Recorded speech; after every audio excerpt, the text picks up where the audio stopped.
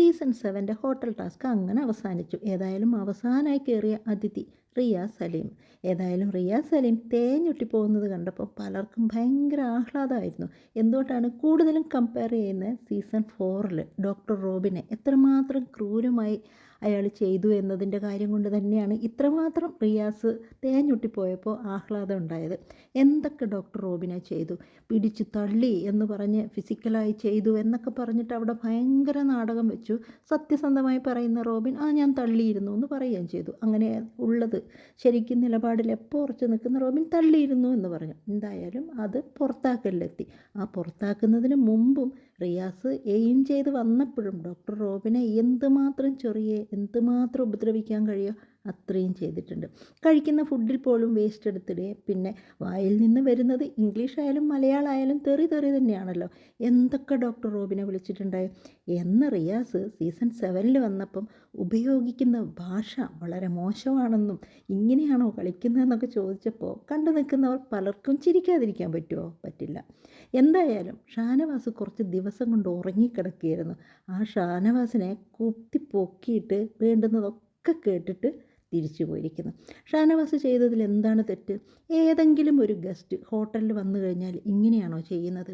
അതും ഷാനവാസിനോട് പേഴ്സണലായിട്ടുള്ള വൈരാഗ്യം കൊണ്ട് ടോയ്ലറ്റിൻ്റെ ഭാഗത്ത് വെച്ചിരിക്കുന്ന വേസ്റ്റ് എടുത്തിട്ട് ലിവിങ് ഹാളിൽ കൊണ്ടുപോയി ഇട്ടിട്ട് അത് അടിച്ചു വാരാൻ പറയുന്നു. എത്രമാത്രം മോശമാണത്. വേസ്റ്റ് എന്ന് പറയുമ്പോൾ ടിഷ്യൂ പേപ്പർ നമ്മൾ പലതും ക്ലീൻ ചെയ്യാൻ ഉപയോഗിക്കുന്ന ടിഷ്യൂ പേപ്പറാണ് ആ വേസ്റ്റിലുണ്ടായിരുന്നത്. അത് മുഴുവനും കൊണ്ടുപോയി ഹാളിൽ കൊണ്ടുപോയി ഇട്ടു. ആ ഹാളിൻ്റെ തൊട്ടടുത്താണ് കിച്ചൺ എല്ലാം. അപ്പോൾ അത് ചെയ്തപ്പോഴും അവിടെയുള്ള ചില മത്സരാർത്ഥികൾക്ക് യാതൊരു പ്രശ്നമില്ല. എല്ലാവരും ജയ് വിളിച്ച് റിയാസിൻ്റെ ബാക്കിൽ നിൽക്കുക. 1-2 പേര്, അതായത് നിലപാടിൽ എപ്പോഴും നിൽക്കുന്ന അനുമോള്, അനീഷ്, ഷാനവാസ്, ഇവരല്ലാതെ ആരെങ്കിലും റിയാസിനെ എതിര് പറഞ്ഞിട്ടുണ്ടോ? റിയാസ് പറയുന്നതൊക്കെ ആ ഒരു സ്റ്റാർ തിരിച്ചു വാങ്ങൂ എന്ന് പറയുമ്പോൾ ലക്ഷ്മി പോലും കൊണ്ടുവരൂ, ആ സ്റ്റാർ തന്നില്ല എങ്കിൽ ഞങ്ങളാരും ഫുഡ് കഴിക്കില്ല എന്ന് വരെ ഒച്ചത്തിൽ വിളിച്ച് പറഞ്ഞ ലക്ഷ്മി കുറച്ച് കഴിയുമ്പോൾ മൃഷ്ടാനം കഴിക്കുന്നതും നമ്മൾ കണ്ടു. എന്തായാലും നിലപാടുള്ള ഒരാളുമില്ല, പ്രത്യേകിച്ച് അക്ബർ എന്തൊക്കെയാണ് കാണിച്ചു കൂട്ടുന്നത്. അക്ബറിന് തന്നെ അറിയില്ല ഞാൻ എന്താണ് ഇവിടെ കളിക്കേണ്ടതെന്ന്. അപ്പോൾ പലരെയും കുറ്റം പറഞ്ഞ് ഇതുപോലെ നടന്ന് ഓരോരുത്തരെയും ചെയ്യുന്നു. അതുപോലെ ജിസേലിന് സ്റ്റാർ കൊടുത്തപ്പോൾ ജിസേൽ എന്താണ് ചെയ്തത്? LKG പഠിക്കുന്ന കുട്ടികൾ ഒരു ഗണ്ണ് വാങ്ങിച്ചു കൊടുത്താൽ അതും കൊണ്ട് ഞാനിപ്പോൾ ഷൂട്ട് ചെയ്യും എന്നും പറഞ്ഞ് ഓരോരുത്തരുടെ ബാക്കിൽ നടക്കുന്നത് പോലെ നടന്ന ജിസേലിന് എന്തിനാണ് ആ സ്റ്റാർ കൊടുത്തത്? അതിലും കൂടുതൽ കളിച്ച മത്സരാർത്ഥികളൊന്നും അവിടെ ഇല്ലേ? മത്സരാർത്ഥികൾക്ക് മാത്രമല്ലല്ലോ, മോഹൻലാൽ സാറിനും ബിഗ് ബോസിൻ്റെ അണിയറ പ്രവർത്തകർക്ക് എല്ലാവർക്കും ഒരു പ്രത്യേക താലോലമാണല്ലോ ജിസേലിനോടും ആര്യനോടും. അപ്പോൾ പിന്നെ നമ്മൾ എന്ത് പറഞ്ഞിട്ടും കാര്യമില്ല. ആ ഒരു ഭാഗം വിട്ടേക്ക് തന്നെ നല്ലത്. പക്ഷേ അതിൽ നൂറയെ പറയാൻ പറ്റുമോ എന്നറിയില്ല. ആദ്യമേ തോന്നിയിരുന്നു നൂറയെ ഒന്നും പറയാൻ വിടാതെ ഭയങ്കരമായൊരു ആധിപത്യം പോലെയാണ് ആദില പെരുമാറിക്കൊണ്ടിരിക്കുന്നത്. എന്തായാലും അനുമോളെ ഏറ്റവും നല്ല കൂട്ടുകാരി എന്നുള്ള രീതിയിലാണ് ആദില പറഞ്ഞു വെച്ചിരിക്കുന്നത്. എന്തെങ്കിലും മറ്റുള്ളവരോട് അനുമോൾ കാണിച്ചെങ്കിൽ അനുമോളെ നീ ചെയ്തത് ശരിയാണോ എന്ന് ചോദിച്ച് ആ സ്പോട്ടിൽ തന്നെ അനുവിനെ ഷൗട്ട് ചെയ്യുന്ന ഒരു ആദിലയെ നമ്മൾ കണ്ടിട്ടുണ്ട്.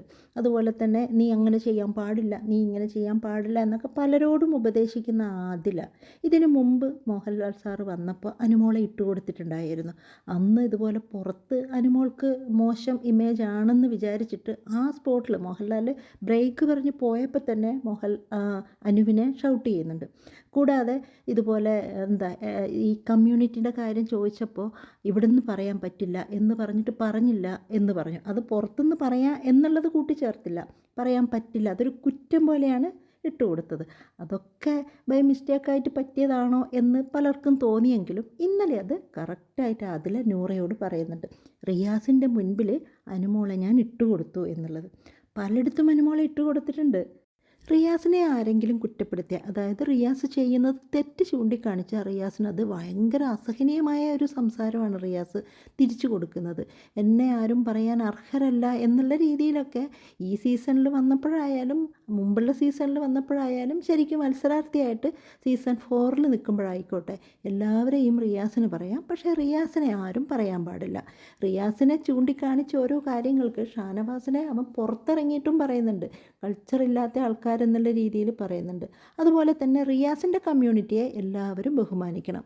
അതേസമയത്ത് സീരിയലിനെ പറ്റിയിട്ട് അടച്ചാക്ഷേപിച്ച് പറയുന്നുണ്ട്. അത് ബിന്നി ചൂണ്ടിക്കാണിക്കുന്നുമുണ്ട് അവിടെ. എന്തായാലും റിയാസിന് ആ കമ്മ്യൂണിറ്റി വളരെ വലുതാണെങ്കിൽ റിയാസ് ആ കമ്മ്യൂണിറ്റിയെ വളരെ ബഹുമാനത്തോടു കൂടി തന്നെ കാണണം. അതുപോലെ തന്നെ ആദില, നൂറ ഇവർക്കൊക്കെയുള്ള കമ്മ്യൂണിറ്റിയിൽ അവരതുപോലെയാണ് ജീവിക്കാൻ ഇഷ്ടമുണ്ടെങ്കിൽ അവരതുപോലെ ജീവിക്കണം.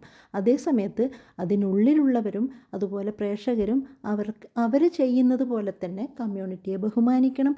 അതുപോലെ അവർ ചെയ്യുന്നതൊക്കെ കണ്ണടച്ച് കാണണം എന്ന് ശഠിക്കുന്നതിൽ തെറ്റാണ്. അവർ ചെയ്യുന്നത് പോലെ എല്ലാവരും ചെയ്യണം. അവർ ബഹുമാനിക്കുന്ന കാര്യം ബാക്കിയുള്ളവരും ബഹുമാനിക്കണം എന്ന് പറയുന്നത് എങ്ങനെയാണ്? എല്ലാവർക്കും ഓരോരുത്തർക്കും ഓരോരുത്തരുടെ നിലപാടില്ലേ? ചിലവർക്ക് ആ കമ്മ്യൂണിറ്റിയെ പറ്റി മോശം പറയാനുണ്ടാവാം, അല്ലെങ്കിൽ അവരുടെ ഒരു ജീവിതത്തെ മോശം പറയാനുണ്ടാവാം. ആരും ലെസ്ബിയനും ഗേക്കും ആരും എതിരൊന്നുമല്ല. അവരവരുടെ ഇഷ്ടത്തിന് ജീവിക്കുന്നു. അത് ഇഷ്ടപ്പെടാത്തവരത് ചൂണ്ടിക്കാണിക്കുന്നു. അപ്പോൾ ഇവർക്ക് മറ്റുള്ളവരെ പറയാൻ പറ്റുന്നുണ്ട്. അതുപോലെ തന്നെ ആണുങ്ങളെ കുറ്റം പറയുന്നില്ലേ, പെണ്ണുങ്ങളെ കുറ്റം പറയുന്നില്ലേ, അതുപോലെ തന്നെയല്ല ഇവരെയും കുറ്റം പറയുന്നത്. അപ്പോൾ ഇവരെ ആരും കുറ്റപ്പെടുത്താൻ പാടില്ല എന്ന് പറഞ്ഞിട്ട് കാണിച്ച് കൂട്ടുന്നത് റിയാസൊക്കെ വളരെ മോശമാണ്. ഇതിൽ നൂറ ഇപ്പോൾ അങ്ങനെയൊന്നും പറയുന്നില്ല. പക്ഷേ ആദിലയുടെ മുഖംമൂടി അഴിഞ്ഞു വീണ് ആദില എന്തൊക്കെയോ ഇപ്പോൾ കാണിച്ചു വെക്കുന്നുണ്ട്. പുറത്ത് ഈ കമ്മ്യൂണിറ്റിൻ്റെ ആളായതുകൊണ്ട് തന്നെ എനിക്ക് ഭയങ്കരമായ സപ്പോർട്ടുണ്ടെന്ന് റിയാസ് വന്നപ്പോൾ തെറ്റിദ്ധരിച്ചോ എന്നറിഞ്ഞൂടാ. അങ്ങനെയുള്ളൊരു കളികളാണ് ആദില അതിൽ കളിക്കുന്നത് കണ്ടത്. പിന്നെ ആര്യൻ്റെ കാര്യം പിന്നെ പറയണ്ടല്ലോ. ഏതായാലും കുറച്ച് ദിവസമായി ഉറങ്ങിക്കിടന്ന ഷാനവാസ് ഇപ്പം സിംഹത്തെ പോലെ ആയിട്ടുണ്ട്. പ്രേക്ഷകരുടെ മുമ്പിൽ ഒന്നാമതെത്തി നിൽക്കുന്നുണ്ട്. അതുപോലെ തന്നെ റിയാസിൻ്റെ പല പെരുമാറ്റങ്ങൾ കൊണ്ട് ലക്ഷ്മി വോട്ടിങ്ങിൽ നന്നായിട്ട് നിൽക്കുന്നുണ്ട്. ഏതായാലും സാബുമാനും ഇതുപോലെ ഇന്നലെയുള്ള കാര്യങ്ങളൊക്കെ നന്നായിട്ട് ചെയ്തിട്ടുണ്ട്. ഇനി അങ്ങോട്ട് കളികൾ മെച്ചപ്പെടുത്തിയ സാബുമാനെ പ്രേക്ഷകർ ഒരുപാട് ഇഷ്ടപ്പെടും എന്ന് തന്നെയാണ് നമുക്ക് തോന്നുന്നത്.